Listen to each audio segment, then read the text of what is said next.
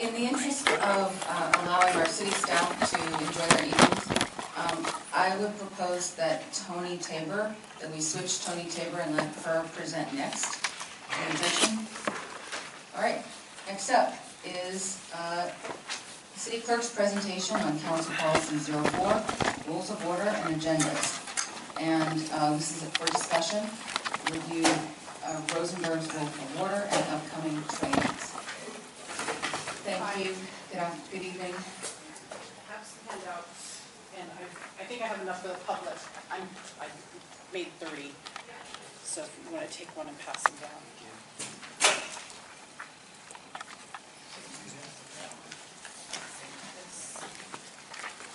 So the handouts that you're seeing, that's 04. I think there's a copy of 04. So if you guys know.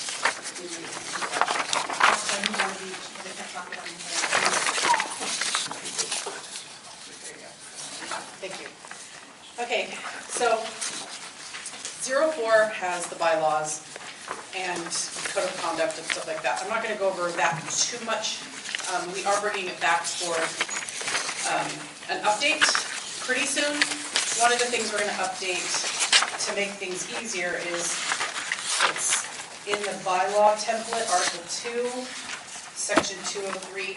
It's towards the very end of the packet where we refer to Robert's Rules of Order. We're going to change that to Rosenberg's Rules of Order because I'm going to talk about why in just a second. Here's your corner. Okay, so what I provided to you are two handouts. One shows our generic template for boards and commissions that I've kind of added some script language to. The purpose of Robert's Rules of Order and Rosenberg's Rules of Order is to make a meeting flow smoothly. It's not to stop people from talking. It's not to nitpick the rules. It just helps the meeting flow, helps people make sure they do everything. The problem with Robert's Rules of Order is it's written for all meetings. And there's a lot of things in Robert's Rules of Order that do not apply to cities because we have the Brown Act. Robert's Rules of Order allows you to make a motion to talk about all sorts of things. You have to stick to an agenda, which is one of the reasons why we want to switch from because Rosenberg's Rules of Order is essentially Robert's, but for public agencies. So we're going to start referring to that because I went through in this other document, which was a Robert's Rules of Order cheat sheet I received from somebody else, and deleted a lot of things that don't apply to you. It was like 6 pages. I took out about 2 pages because you guys can't do those things because you have state law. So looking at the script, it's just, meeting will come to order. Is there a motion to approve the orders of the day? Then I have a note someone should move. If somebody doesn't make a motion to approve the orders of the day, you can still have your meeting because it's agendized under the Brown Act. So you don't have to do that. It's a formality that the Brown Act does not require you to do. The same thing with adjourning a meeting. In Robert's Rules of Order, you have to make a motion to adjourn. In the Brown Act, you don't. You get to the end of the agenda, you're done. You can't add new items, so you can just adjourn the meeting. A lot of boards and commissions prefer to make a motion, but it's not required. So that's what I mean by there's some differences between the two. So we have the Robert's Rules cheat sheet. The notes in red are from me. The stuff from black was prepared by somebody else. I don't know who. It was something I've had in my files for a long time, so I don't know who prepared it. So like adjourn, it's not required at the end of agenda. Point of privilege is to complain about noise, room temperature, things like that. Call to question is to end debate. This is tricky because you can't use it to just say, I don't want to hear the discussion anymore, I'm calling to question. That's just, it goes against our code of ethics of being respectful to fellow commissioners. If we actually kind of used it a little bit a couple weeks ago at the council meeting because they have a 12 o'clock stop time now. And he was like, we're getting close to midnight, so we're going to call the question soon. So he gave them a heads up. They ended up not having to call to question because the council member was like, oh yeah, it's almost, it was like 10 to midnight. They wanted to make sure they finished in time. And occasionally, if somebody's off, if every single person on the council has spoken and they're starting to loop back around, and kind of repeat themselves. I've seen it, but it's usually like, we're wrapping up, we're going to call to question, and they usually give people a heads up.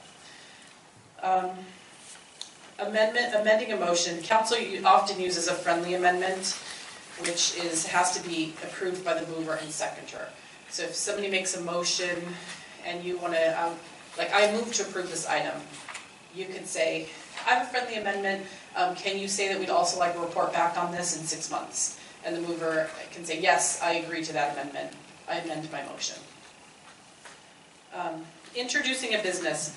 I left this on here because you have to make sure you can't just introduce new business like you could if you were having a corporate meeting, or if you were having a meeting of the Oddfellows, which I've been reading about because I think it's an interesting organization. So if you're in an Oddfellows meeting, they can introduce a motion. I move that we throw a party for the poor on October 31st. They can do that. You guys can't do that. You can only make motions on things that are on the agenda. That's Brown Act, that's state law. You guys have been drilled on that, I'm sure, before, but I've included it because you do move motions. Objective procedure or personal affront. Generally, it's a point of order, and it has to be made at the time the rules are broken. Again, I don't want this isn't a cudgel to punish people for not knowing how to make a motion or maybe doing something a little bit wrong. It's more of a, we use point of order a lot to, point of order, we skipped an item. We did that in rules today. I didn't say point of order though. I just said, oh, you guys missed item E, we need to go back to it. I should have said point of order, I didn't. But that's generally what a point of order is for. Because, I'm the chair, sometimes, especially if you're writing a script to go with your thing, you can lose track, especially if it's a little item. It was a receive and file item that they don't generally discuss, the public record, and there was no public speaker cards on it, so it was easy for the mayor to just skip it. This is a weird one.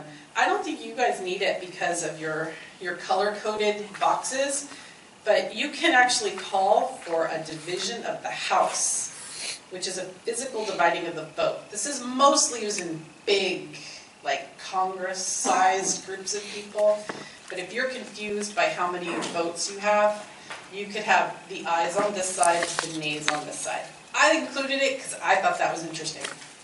And it was already on there, but I didn't delete it because I thought it was interesting. Objecting to the consideration of this question. This is mostly used for you guys. You'll only use that if somebody's trying to make a motion and trying to discuss something that's not on the agenda. But you don't have to formally say, I object to consider this question. You can just say, oh, we can't talk about that. It's against the Brown Act. The formal wording it's not going to negate the meeting if you don't say, I object to consideration of this question. It's okay. Taking up a matter previously tabled. You guys are not generally going to do this unless maybe you table something at the beginning of the meeting. We just did this at council on Tuesday. Tuesday's council meeting had a lot of things to use as an example. Because a council member had questions about something, they didn't have the answers yet. So they tabled it, but they didn't formally table it. They just said, we're going to hold on to this, move to open forum, and then come back to it. Could have used the words table, he didn't. Again, because using the exact wording from the rules of order is not important. It's helpful to have it so you know if you're confused, you don't know what to say. It's helpful to have it, but it's not the end-all be-all. But what they did was they, tabled it. The staff was able to research the answer.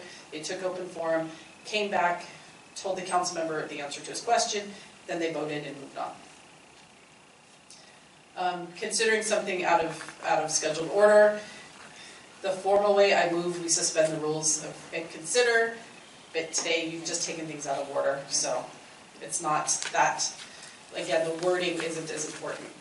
So then I've got just the next pages, procedures for handling a main motion. The comments again are mine in red.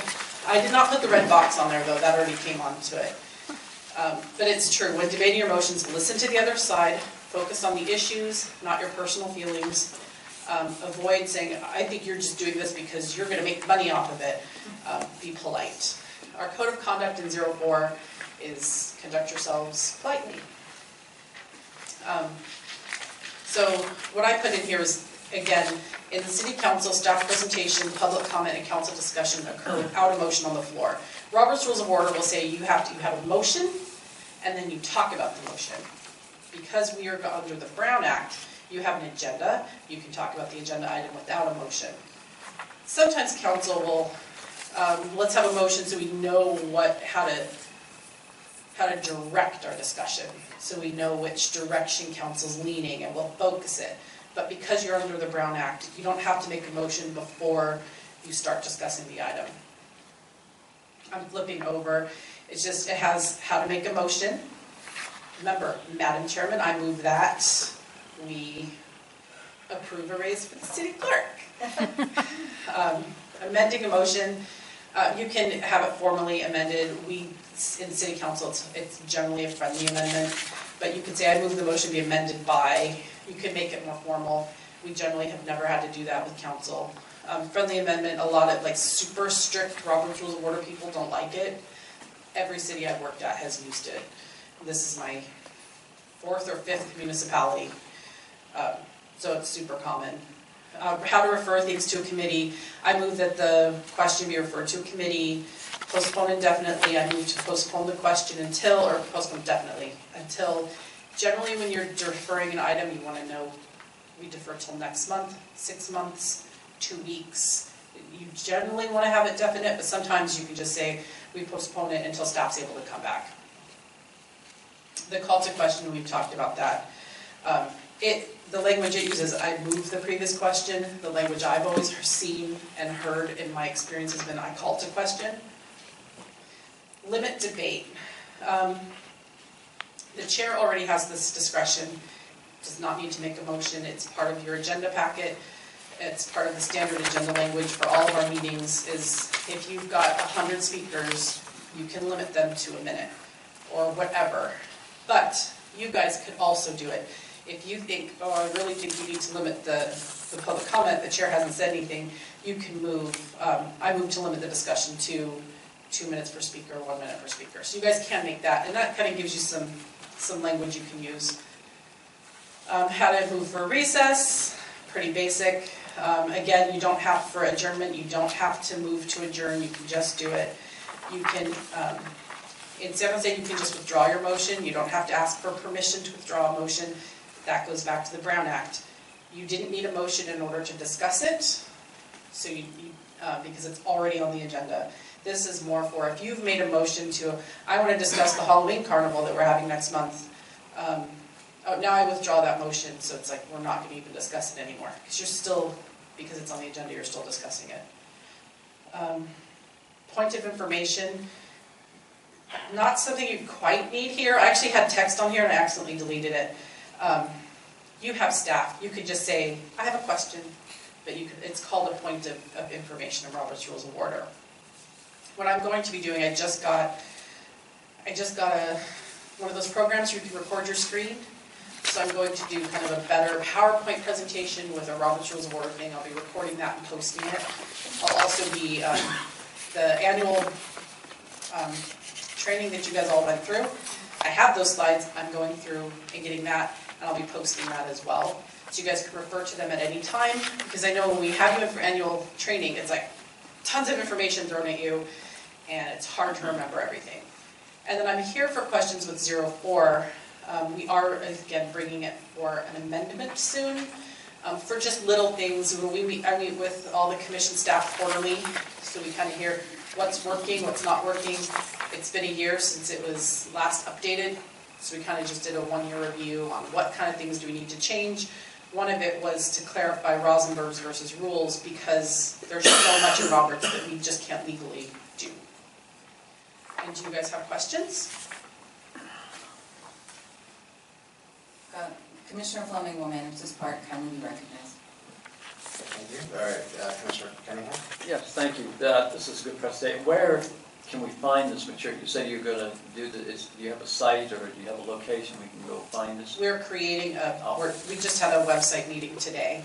Thanks. to redo our whole boards and commissions page to make it easier to find things and to have these trainings. Could you, when you get that set up? Well, we're gonna send it out to all of the staff, and then the staff will send it out to you. Thank you. Any other questions? Okay, I'll just make a comment and say thank you very much. Yeah, was it We good? need it. You're welcome. Thank you. Very good. Yes, thank you. I'm gonna leave the extras up here if anybody needs them. Thank you. Thank you, Tony. All right, we're moving back to old business. Commissioner Cunningham will speak with us about the Independent Citizens Oversight Committee, otherwise known as the ICOC, and noting the time at 7:25. So if you have questions on this part, Commissioner Cunningham can take them offline. Yes, now I've been calibrated on. Hopefully. All right, we had our first meeting on 1 November, and the main speaker, Leland Wilcox, was unable to make it. We're setting up the framework for the committee, the policies and some of the guidelines, workflow, and the schedule. So we need to get that pulled together, but we need to have Mr. Wilcox meet with us so that we can finalize some of these things. We proposed the meeting for 15 November, and I don't know if that's going to happen. It is going to happen, thank you. So we have a 15 November meeting that will be our second meeting, and then hopefully we can resolve some of these issues. And I'll be available after the meeting. But the other thing is we'd like to increase the size of the committee, make it more workable, because right now, because of Brown Act and several other things, and the amount of work that we're going to have initially, Pete Colstead had volunteered to be available if that's, we can do that, and I'd like to propose that and make that recommendation. So how many are currently on the? 5. 5. Commissioner Colson will be 6, Right. and we have 3 more No. slot. Okay. We're limited. That's just one. That's just 1 more slot. Okay. Yeah, we can only do 1. So is there a formal mechanism to do this? Okay. What it would mean practically, though, is that those members, those 6 members, would not be able to speak with us. We'd have to be really cautious about daisy chaining, really cautious about anything really that we discuss. And that 7th person, should they spring into the group, would need to be added to the steering committee. Right. No, so, yeah, we're cognizant of that. This Okay. is one of the reasons we're trying to kind of increase this a little bit and, give us that flexibility. Great. Good. Any formal mechanism we need to codify what Commissioner Cunningham said? Great. So Pete Colstead is now on the steering committee. Great. Standing. Standing committee, excuse me. Commissioner Fleming. Commissioner Wilkins. Just a real quick and maybe a silly question. We've got holes in the commission. Is the quorum based on those being filled or those being subtracted?